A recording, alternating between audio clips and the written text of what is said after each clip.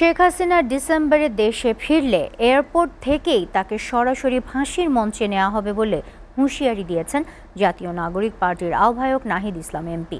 তিনি বলেন, বাংলাদেশের আপামর জনগণ সেদিন ঢাকার রাজপথে থাকবে। ফাঁসি কার্যকর না হওয়া পর্যন্ত তারা ঘরে ফিরবে না। প্রধানমন্ত্রী দিল্লির সাথে সমঝোতা করে শেখ হাসিনার শাস্তির কোনো ব্যত্যয় ঘটানোর অপচেষ্টা করলে জনগণ তাকেও ছেড়ে কথা বলবে না বলে জানান তিনি। ঢাকা ডিপ্লোমা ইঞ্জিনিয়ার্স ইনস্টিটিউশনে আয়োজিত আলোচনা সভায় কথা বলেন তিনি। হাসিবুল ইসলাম শান্তর প্রতিবেদন।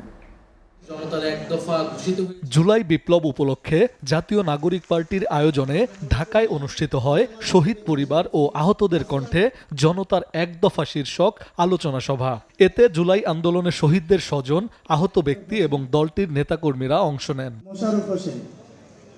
বক্তারা বলেন, জুলাই আন্দোলনের মূল লক্ষ্য ছিল বৈষম্যহীন বাংলাদেশ গঠন, তবে সেই আকাঙ্ক্ষা এখনো পূরণ হয়নি।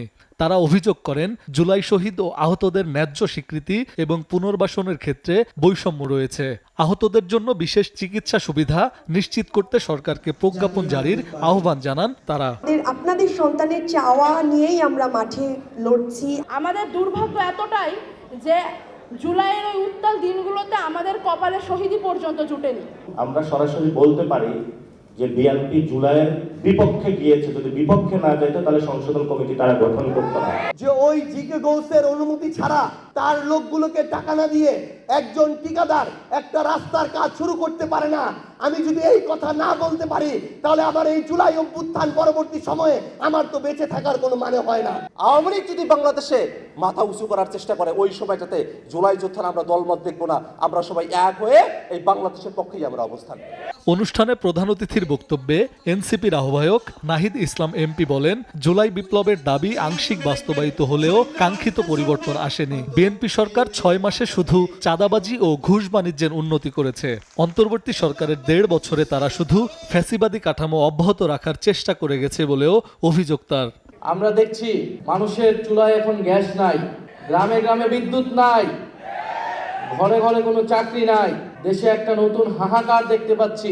জুলাই সনদ বাস্তবায়িত হয় নাই, শহীদ পরিবাররা তাদের বিচার পায় নাই, আহত যোদ্ধারা পুনর্বাসিত হয় নাই, অর্থাৎ দেশের কোনো পরিবর্তনই হয় নাই। পরিবর্তন একটাই হয়েছে, যারা লন্ডনে ছিল তারা এখন প্রধানমন্ত্রীর পদে এসেছে। সুশাসন ও সংস্কার নিশ্চিত করতে না পারলে জনগণ বিএনপিকে 5 বছরের মেয়াদ পূরণের আগেই ক্ষমতার মসনদ থেকে টেনে নামাবে বলেও হুঁশিয়ারি দেন জুলাই বিপ্লবের এই নেতা। মানুষের ভিতরে ঐক্য আছে, মানুষ বৈষম্যের বিরুদ্ধে এখন ঐক্যবদ্ধ, দুর্নীতির বিরুদ্ধে এখন ঐক্যবদ্ধ, চাঁদাবাজির বিরুদ্ধে ঐক্যবদ্ধ, সন্ত্রাসের বিরুদ্ধে ঐক্যবদ্ধ। হাসিবুল ইসলাম শান্ত, SA টিভি, ঢাকা।